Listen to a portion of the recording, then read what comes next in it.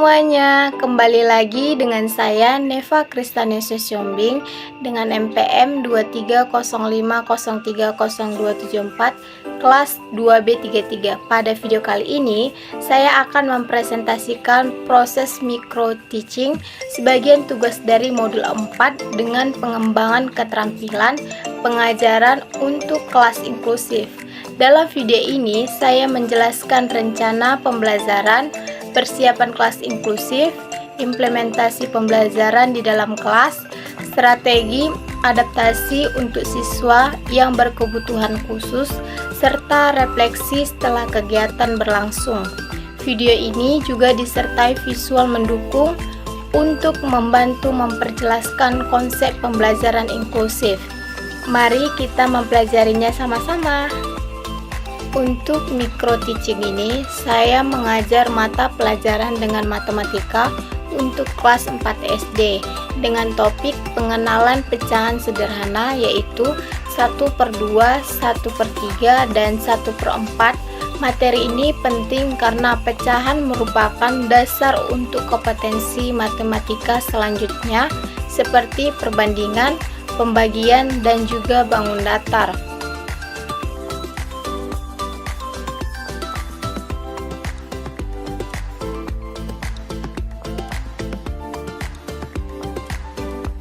Adapun tujuan pembelajaran pada pertemuan kali ini adalah, yang pertama, siswa dapat menyebutkan konsep pecahan 1/2, 1/3, dan 1/4. Yang kedua, siswa dapat menunjukkan pecahan melalui media konkret seperti lingkaran pecahan sederhana. Yang ketiga, siswa dapat mengidentifikasi pecahan melalui aktivitas kelompok. Yang keempat, semua siswa termasuk yang berkebutuhan khusus dapat berpartisipasi aktif dengan bantuan adaptasi visual, audio, atau metode komunikasi alternatif. Sebelum pembelajaran dimulai, saya mempersiapkan beberapa hal yang penting sebagai bagian dari prinsip kelas inklusif. Yang pertama, penataan kelas. Saya mengatur meja berbentuk kelompok kecil agar siswa dapat berkolaborasi dan saling membantu. Siswa dengan kebutuhan khusus ditempat di posisi strategi, misalnya lebih dekat dengan guru atau dekat dengan alat bantu. Yang kedua, ada media pembelajaran. Saya menyiapkan beberapa hal. Yang pertama yaitu lingkaran pecahan buatan, yang kedua ada kartu pecahan berukuran besar, dan yang ketiga video pendek mengenai pecahan untuk siswa visual auditorik. Lembar kerja yang sederhana untuk siswa yang membutuhkan instruksi terpenting. Yang ketiga, alat bantu khusus seperti lembar pecahan dengan ukuran font besar bagi siswa dengan hambatan penglihatan ringan, lembar instruksi dengan gambar untuk siswa mengalami tunarungu, pitogram langkah kerja untuk siswa dengan hambatan intelektual, dan juga alat bantu manipulatif untuk siswa yang kesulitan monitorik halusnya. Dengan persiapan ini, saya memastikan bahwa pengajaran dapat diakses oleh seluruh siswa. Pelaksanaan pembelajaran. Langkah-langkahnya, yang pertama itu ada pendahuluan sekitar 2 menit.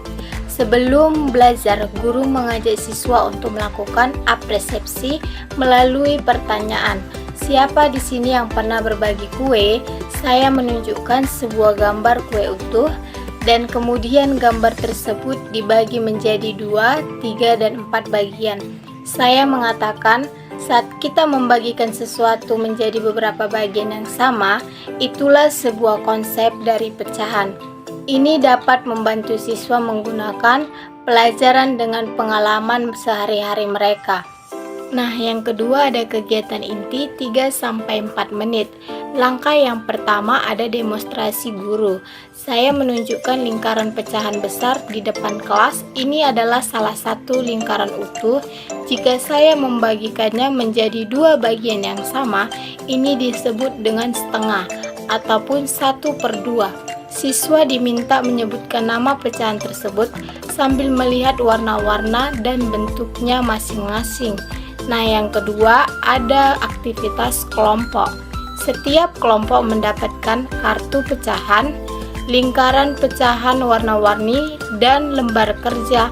Instruksinya yaitu cocokkan kartu pecahan dengan potongan lingkaran yang sesuai. Diferensiasi kegiatan. Siswa tunarungu menggunakan lembar instruksi visual. Siswa dengan hambatan intelektual hanya mengerjakan 1/2 dan 1/3. Siswa visual diberikan gambar pecahan berwarna untuk mempermudahkan pemahaman mereka. Tugas guru berkeliling memberikan bantuan sesuai kebutuhan mereka masing-masing. Selanjutnya, presentasi hasil kelompok 1 menit. Setiap kelompok menunjukkan hasil kerja kelompok mereka masing-masing. Di sini tugas guru memberikan penguatan positif seperti bagus, kelompok 1 sudah bisa mencocokkan pecahan 1/4 dengan benar. Selanjutnya ada penutup sekitaran 1 menit. Sebelum menutup pelajaran, guru-guru meminta siswa untuk menyebutkan kembali apa itu 1/2, 1/3, dan 1/4. Saya menekankan bahwa pecahan adalah bagian dari satu benda yang utuh. Dan selanjutnya ada evaluasi pembelajaran kurang lebih 1 menit. Evaluasi dilakukan melalui yang pertama lembar kerja, mencocokkan pecahan untuk siswa yang reguler. Yang kedua penilaian alternatif untuk siswa berkebutuhan khusus seperti menunjukkan gambar, menggunakan kartu simbol, mengucapkan atau memperagakan dengan benda-benda konkret.